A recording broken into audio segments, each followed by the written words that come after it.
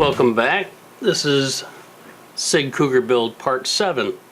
And before we get started on the fuselage sides, which I have in front of me, I want to take you back to, it's like the last time, back to part 6. There's one thing I didn't mention, and I should have, and I forgot, because for whatever reason. But on the back of the firewall, or on the firewall, you're supposed to drill out the tank hole, which is a 7/8 inch hole. And what I used was this 7/8 wood bit. Put it on drill press, popped it through, done. And that's what I forgot to show on the last video. Get that out of the way. And we'll continue now with the fuselage sides. We are on step 52 of the manual, right here. And I'm going to zoom in on this and you can see it, and I'll read it so you can get a grip on where we're going to start on this thing. Step 52 says, sand off the rear ends of the fuselage printed sheets. And you can see that they're sanding off the back end right there. And it shows a couple of pieces laying right there. And that's explained in 53. And that says glue the fuselage end pieces FX-F2 and FY-F2 to the end of the fuselage sheet. Use a ruler to make sure the top line where the stabilizer will be mounted is straight. Mark the thrust line on the end of the fuselage side where it can be located later if needed for incidence check for parallel decorations. And then also do the nose. So what we're going to do is cut out those little pieces real quick and glue them on. Now it's quite obvious you're looking at the fuselage side, and right down here you can see our FX and FY pieces we have to cut out, and we'll be trimming off this little bit off this edge of the sheet, and then we'll trim up these two little pieces, sand them up, and fit them on the end of the sheet and glue them on. So what I need to do first is cut these out. I'll probably lay a straight edge along this in between the bottom edge of the fuselage side and the part, and just kind of slice it off, and I'll cut them off individually and sand them up. This is how I'm going to do this. I'm going to lay my ruler down here, and I'm going to trim below the line to leave the line on there, because I'm going to be needing that line when we get to the triangular piece that goes on the bottom. So I want to leave a little bit there, and I'm just going to line this up and slice it off.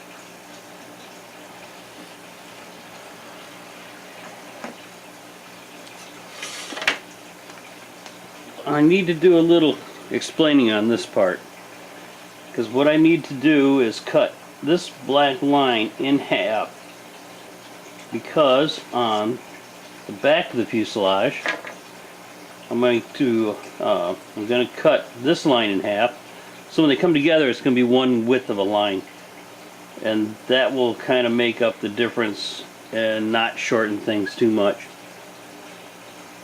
So let me get on with it.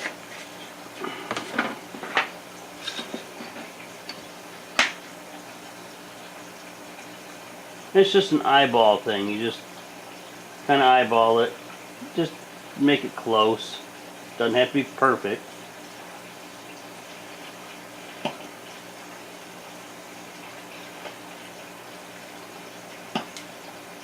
They gave me some really stiff balsa wood to work with here. This might take a minute. There's no might about it. It's going to take a minute. That is some tough stuff. There we go. And you can see that right on this edge, I left about half the line width right there. I'm going to do the same to the FY part.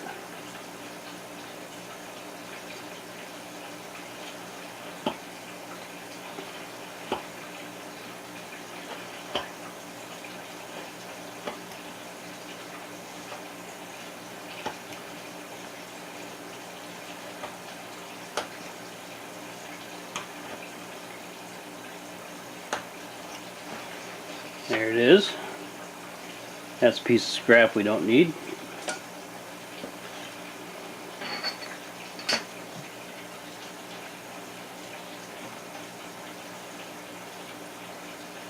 And I'm cutting these on the outside of the line, except for where the where the FZs meet. Right here. This is a really skinny line, so I'm going to cut right on this line, and the same on this one, which will be here and here. Actually, this one gets cut twice. Well, they both do, but the mating parts are these two pieces.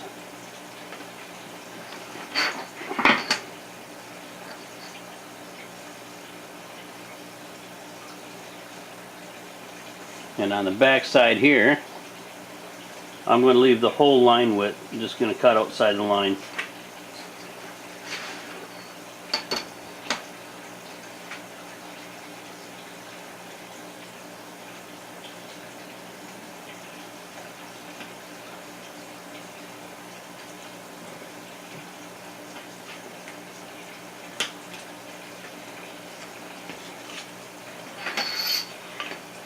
Takes care of one.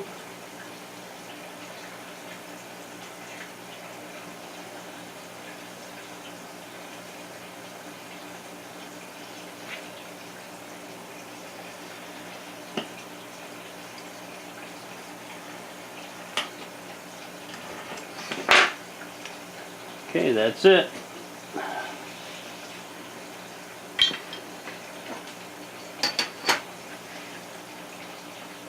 And there's our part. Now I have to trim off the back. Well, let me get this in a way where you can see. Trim off the back of the fuselage. Right here. This should only take a moment. Let me get this around where I can cut it. Like I said before, halfway through the black line. So when I put two pieces together, it is a complete line.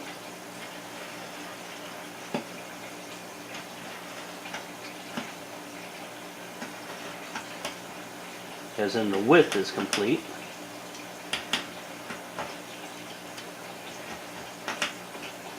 Alright.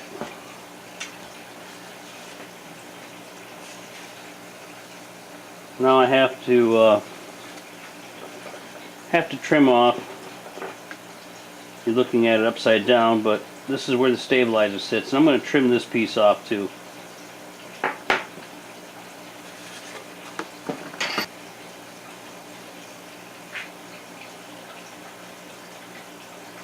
And on this one, I am cutting above the line, leaving the whole width of the line intact.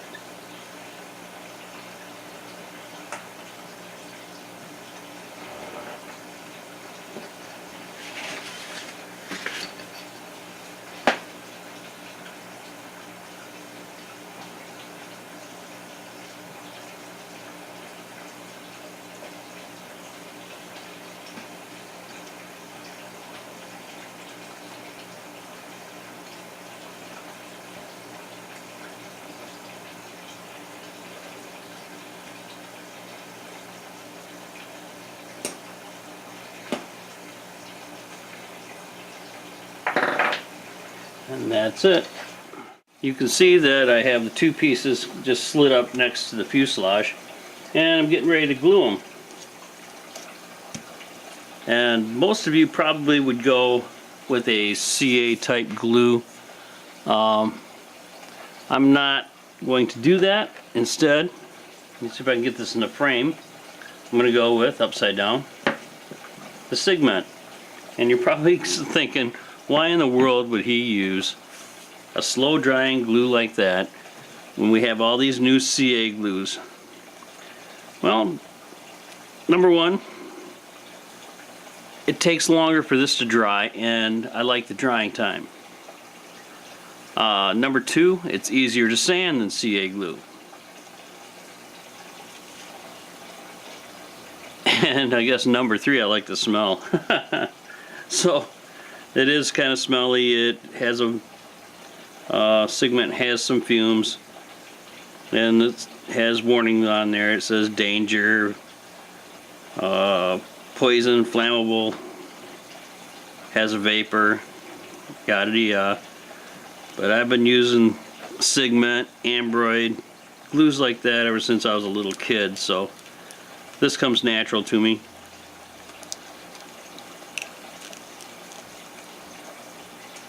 But anyways, I do like it because it sands easier, and it gives me a little time to do something else if I really want to. So I'm going to lay some glue on here.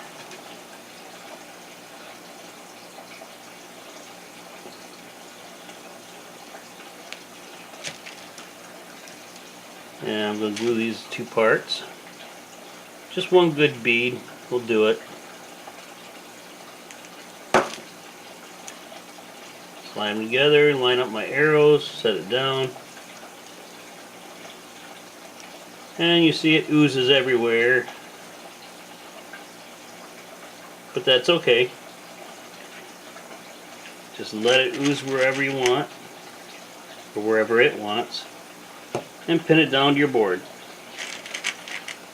A lot of you are thinking, well, if I use CA glue, I don't have to worry about pins and them nasty holes of pins leaving my balsa. Well, that's true. It won't leave, if you use CA glue, you won't have to worry about pinholes. But pinholes really are not a problem, because if you take a drip of water and put it on the hole where the pin is, the balsa wood absorbs the water, it swells up, and it closes the hole, and you can't even tell it was there. So I'm just going to tack down this fuselage to make sure it don't move. And my parts aren't quite lining up the way I've anticipated them to. If I use CA glue, I wouldn't be able to do this. Pick them up and move them.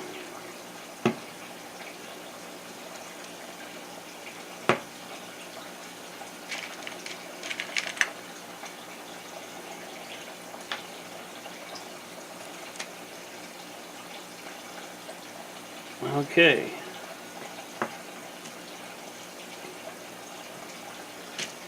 Now I'm going to let them sit there and dry, and probably about 30-40 minutes or something like that. I can go do something else and wait for this to dry. And when it does dry, I'll be back and we'll get rolling again. Our part is now dry. Should be able to take the pins out.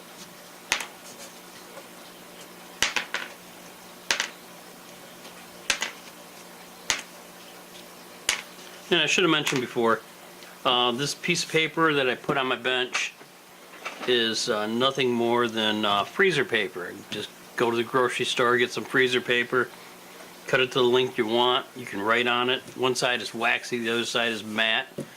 And I put the waxy side down so I can draw on it if I want. And I did do that. What I did is I drew a straight line across my bench here. And what that's for is when I get ready to set up the fuselage, I can use that line to line up my formers on the center line. Keeps the fuselage straight. And Another thing is wax paper. You should always have some wax paper down so you don't stick it all over everything. And that's one thing with Sigma, that it doesn't stick to wax paper all that well, compared to like CA will stick to wax paper and you end up having to tear it off. But you can see that there's a little bit, well, you might not be able to see it, but you can hear it. There's a glue ridge here that has to be taken care of, so get out the sanding block and just kind of knock it down. And the reason I want to knock it down is that when I lay my triangular stock on here, it's going to lay flat. So that's kind of an important thing to think about. A little bit more here.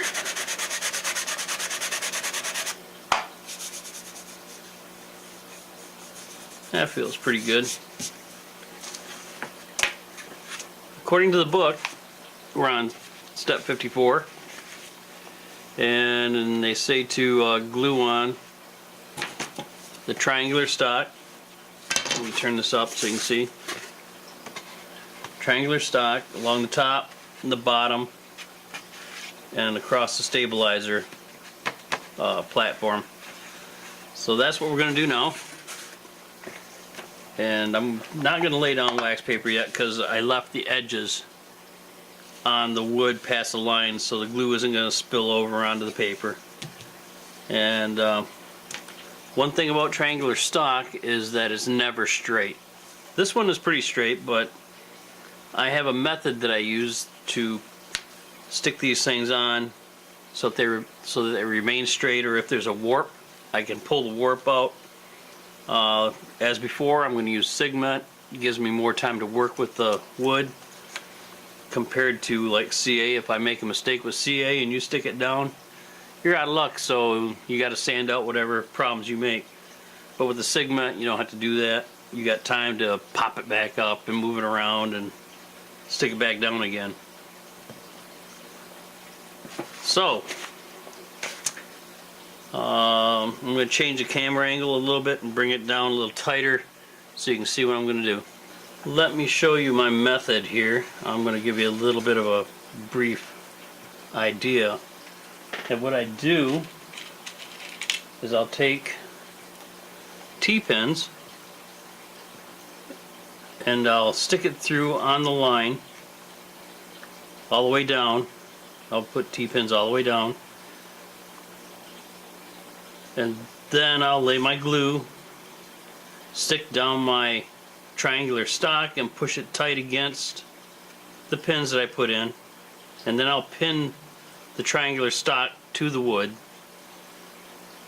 and that'll keep it in a straight line. So if it's not in a straight line, let's say it's warped or something, I can shove on it with the other T-pins holding it down. I can shove on it and bring it back into alignment and then finish putting in my pins. So let's get started on that. You're not going to be able to see it too well, but I'm sure you can see the balsa wood in the line, so you get an idea of what I'm doing. And I'll grab a piece of triangle stock here. I'm going to lay it down. I got to measure it out yet, so I'm just going to kind of set it up here where I want it. And I'll put a mark on it, and I'm going to use my little miter box and cut it to the right length.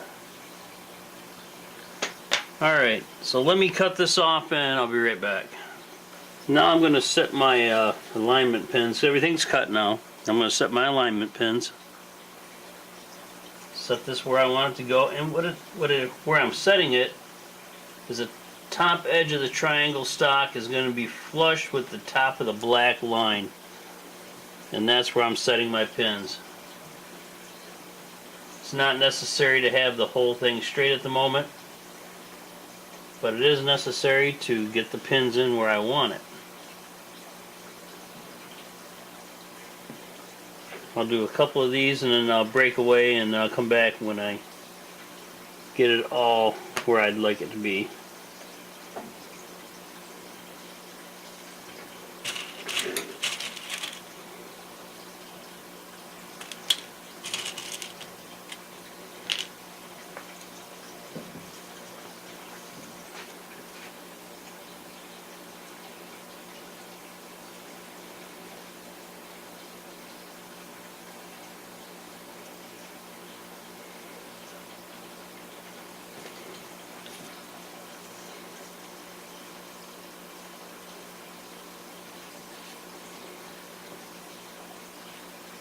As you can see, I got my pins all in. I even went as far as cutting out all the 1/2 inch triangular stock to the right sizes, top and bottom. And one more thing I did that I didn't mention that I was going to do was cut out the wing saddle. I just took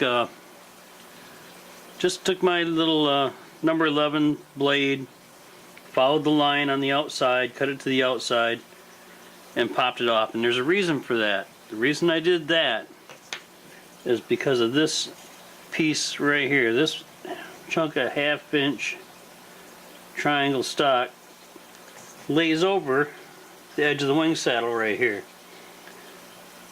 If I would have left that piece in there, then I had to contend with trying to figure out where to cut off my triangle stock. Or I could have done it before I laid it down, but I like gluing it down and then coming back, and I'll take my Dremel tool with the sanding drum and just knock that off. It's not a big deal. So with all that said, let's get down to gluing some parts. And we'll start with the nose. And one good healthy bead is usually enough. And the nice thing about using Sigma is that you have a really long time that you can work with your piece without having to rush it and sticking it down in the wrong place and having problems. So a couple of pins to hold this, maybe one more.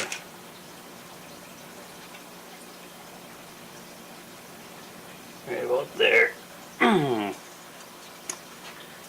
And we'll put this long one in.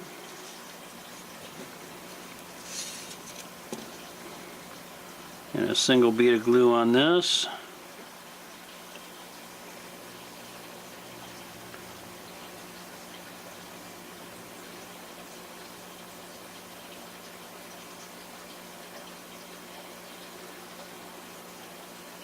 Get that back to the middle. And we'll stick this down.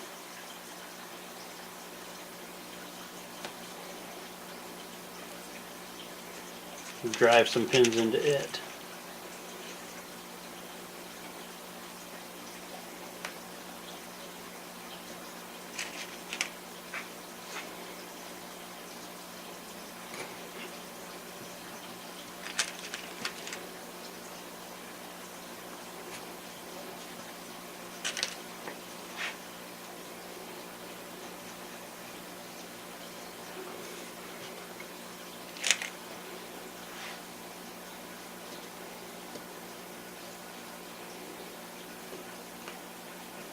Well, that pin is broke, so we'll leave that off.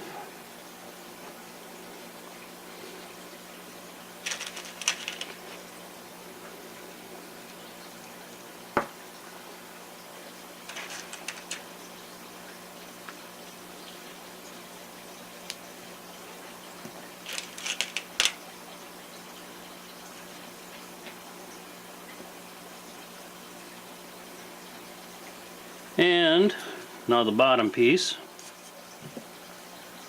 another bead of glue,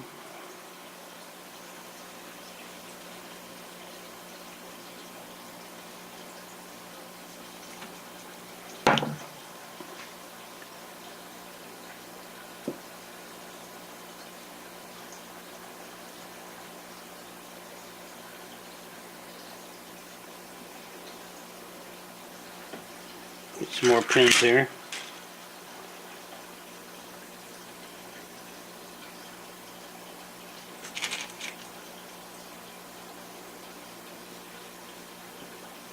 Making sure that I don't put my piece of wood outside my mark.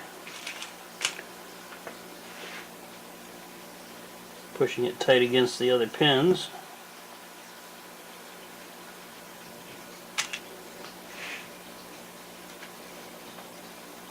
Well, that one's broke. grab a different one.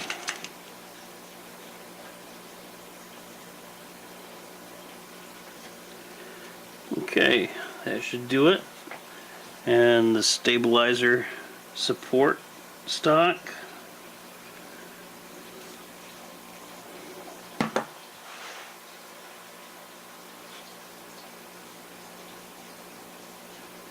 And a couple of pins on it.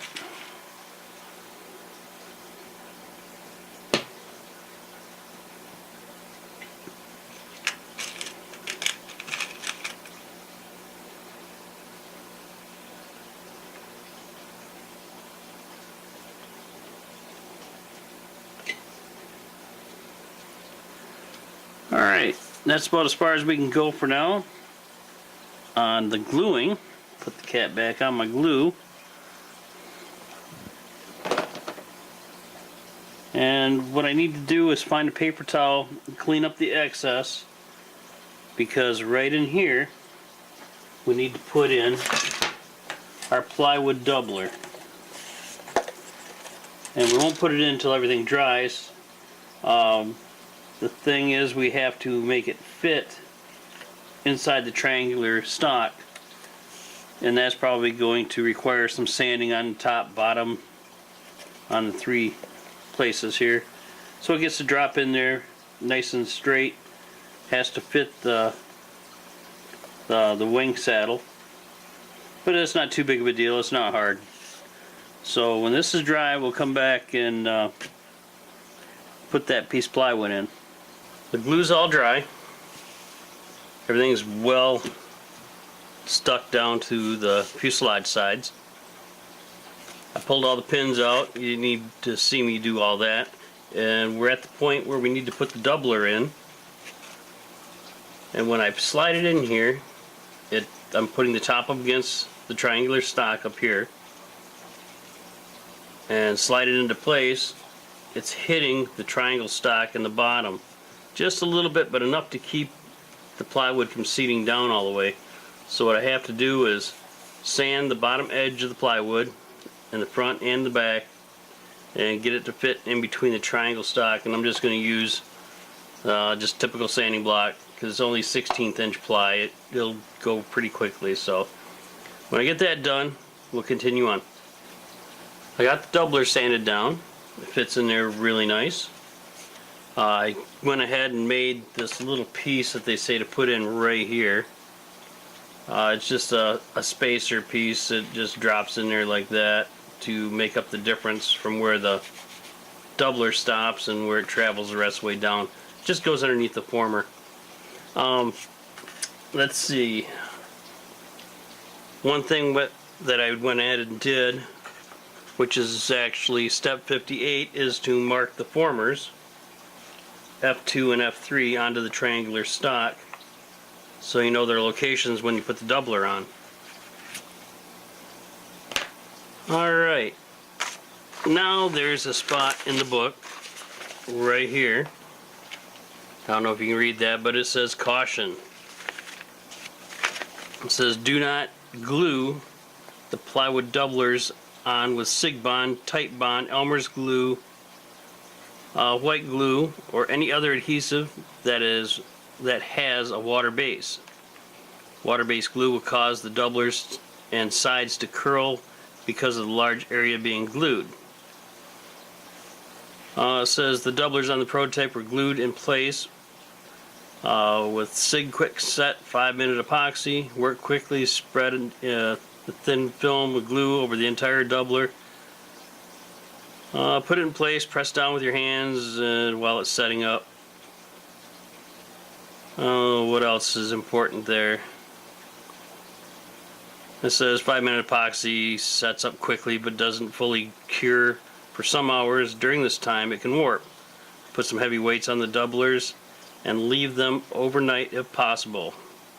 It says some builders prefer contact cement. And see, the main consideration here is to prepare guides beforehand with pins. And it goes on about sticking it down. In other words, you want to have a pin jig in place before you try to set it down. Otherwise, if you set it down the wrong place with contact cement, you'll never get it off. Alright, now we have to put the doublers down. And what I'm going to use, and I've always used this for the doublers because it doesn't curl them up, and that is the good old SIG glue. It takes a long time for it to cure. Yeah, it'll probably be tomorrow before it's done, but it's easy to spread. You get multiple chances of picking up and setting it down. 5 minute you're kind of limited, and 5 minutes also heavier. So if you want a little bit lighter airplane, then I would omit the 5 minute epoxy on the doublers and go with the SIG or something equivalent. So let's get on with putting on the glue. And what I use is my handy dandy little Bondo spreader. It's here somewhere. There it is. And what I'll do is I'll just put some glue all over this and spread it around with the spreader, and then I'll stick it down.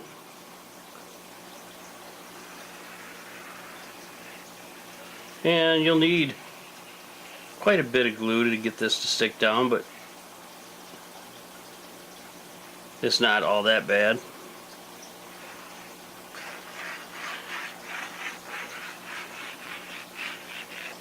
I just kind of go around it and zigzag it and X it and whatever you feel like doing, just enough so you get enough glue on here to smear it around. That should be plenty. It might be too much, but we'll find out. I'm going to set it inside the fuselage just in case I do splatter some glue. It's going to be inside and not all over my paper. Yeah, it looks like I'm going to have plenty. And I just keep spreading it. It's going to be a little thick and it's probably going to ooze out, but that's what it's all about. Making a little bit of a mess is part of the game, half the fun. At least I think it's half the fun. Oops.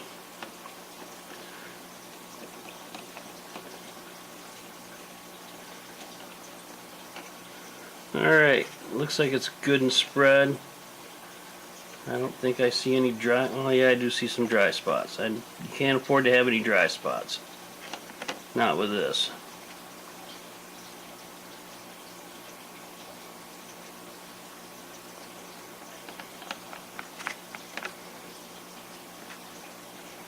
Just about got it all where I want it. And this stuff does start to air dry pretty quick. It just gets a thin film of glue that dries quickly. And set this off to the side. Flip this over and get it in place. Lining it up with the front of my ends of triangular stock on the black line. I'm going to go over top of the black line a little bit. Like that. I have to wipe up some glue. It's going to ooze. Maybe I should grab my wax paper that I had out just in case. That'll take care of any problems I have. I don't use weights on this, even though you could if you have them, and I do have them. But I find it's just as easy to shove pins through it. Some of you might not like pins, like we talked about before, but for me, pins are the way to go. Trying to get everything lined up exactly where I want it. Make sure I don't make a mistake, so I have to pull a whole bunch of pins out. That's never any fun. And okay, that looks good.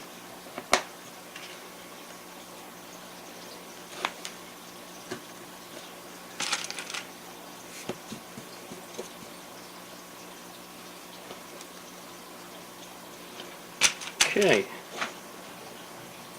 let me continue on jamming pins into this, and Now, this way I won't waste your time, and I'll be back in a moment.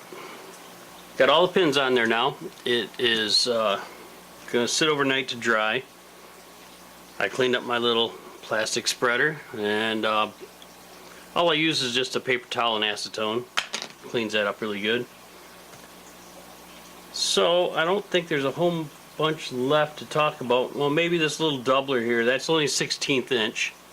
You can use the plywood off of your doubler or a piece of balsa 16th and cut a piece for that. It's going to be sanded round anyways, so you might not want to use a plywood because this is where the block sits, and you might get into the fuselage side a little bit, so you might not want to have plywood in there. It makes it a little more difficult to sand. And in the meantime, while all this stuff is going on, I already have the other side done. So the next time we get back here, this will be ready to be assembled with some formers. Well, the doubler's dried and I took all the pins out. Got my little spacer in there. And there's a couple things more to do that I've already done, and I'm just going to explain what I did.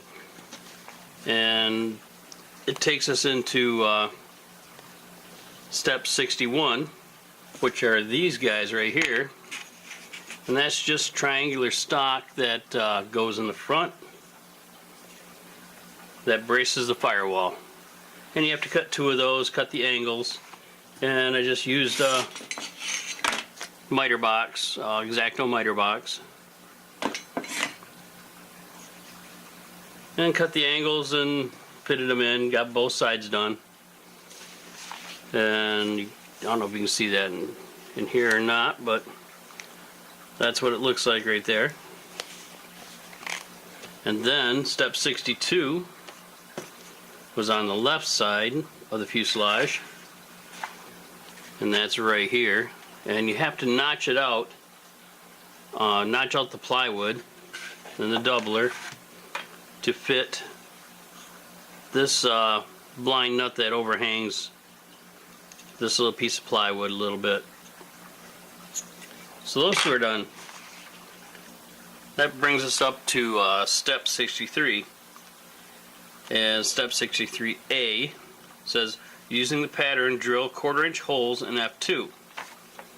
And there's F2. I'm going to pop it out so you can see it a little better, if I can pop it out. Okay, there it is. I'm kind of checking the monitor to make sure it shows up. So if I look a little goofy, sorry about that. And the pattern, I will show you the pattern. It's a couple pages forward. There's the pattern. That's F2, and it shows the 2 drill holes. And what I did was just measure it out and transferred that measurement to my former. You can see my lines I put in there, and put it on the drill press and used a 1/4 inch drill and just drilled it out. So the wooden dowel fits like so. Okay, let's go back and see what's part B of, oh, wrong way. Part B says, it says, I'm going to paraphrase here. It says, check the dowels in the holes to make sure that they fit snug but not so loose that they're flopping around, and to sand around the holes if necessary to clean it up. Alright. And that brings us to the center of the book, which is kind of cool because this is a pop out, and you just pop it out like that, and you got your own centerfold here, and it shows the rear of the fuselage drawn out, so you can use that. You can cut it and tape it together, and it'll be close to what your fuselage is, because paper shrinks, and that's why I say close. All right. And that brings us all the way up to step 63, or past 63, and we're on to 64. And it says on 64, at this point, check the top view of the plan of the rear of the fuselage and look ahead to picture 71. It says they show the bevel that should be cut into the triangular stock now, so the rear end fits together when the sides are joined later. Okay, I can tell you right now that picture 71, right here, does not show a bevel. It shows the center of the fuselage just behind the wing saddle. But picture 70 shows the bevel. But the plan view shows a better shot of the bevel. And what they want us to do now is trim the triangular stock and put the bevel in it. So what I'm going to do is measure in from the side of the fuselage to the center right here on the drawing. I don't know if you can see that or not, but I'm going to measure in, and then I'll measure down the center line to where the bevels meet, the two sides meet, and I'll cut the bevel into the back of the fuselage, which will be here. I'll measure in and find the spot that the two are supposed to meet according to the plan view. Then I'll measure up and find where the two pieces of triangular stock touch together in the bevel and mark that. And I'll draw my line, and then I'll cut it with an X-Acto knife or scalpel or something, and I'll do it to all four of the triangular stock. So let me do that, and then I'll be back shortly and we'll see what's next. I got the bevel done. You probably won't be able to see it because it's very, very minute, but the bevels are done.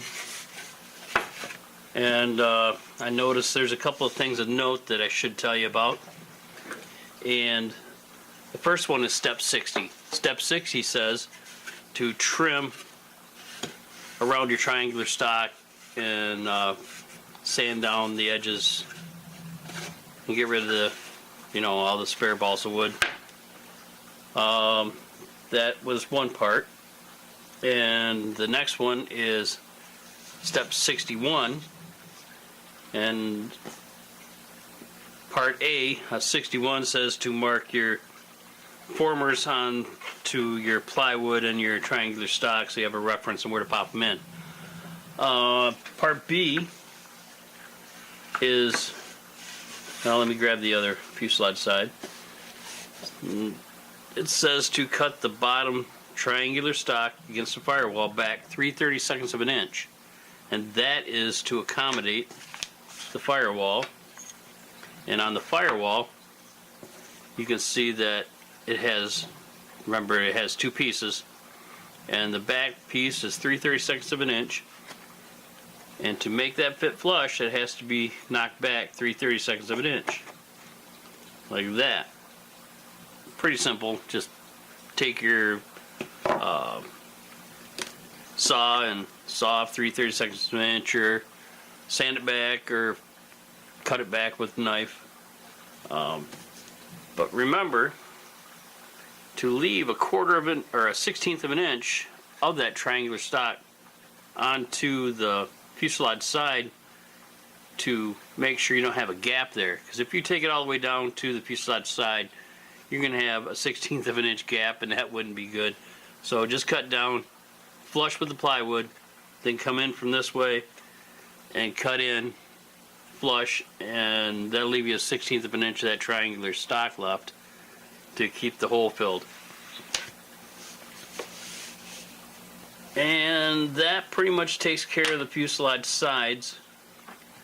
So I'm going to call it good right here, and we're going to go into putting the fuselage sides together with the formers on the next video, and I'll call that, probably I'll have it titled the formers, and we'll start putting the fuselage together, and hopefully we'll get past, we'll try to get past the the stabs, at least gluing the stabs together, and if not, maybe even mounting the stabs.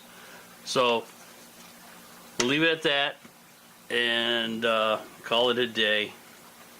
So until next time, have a good one.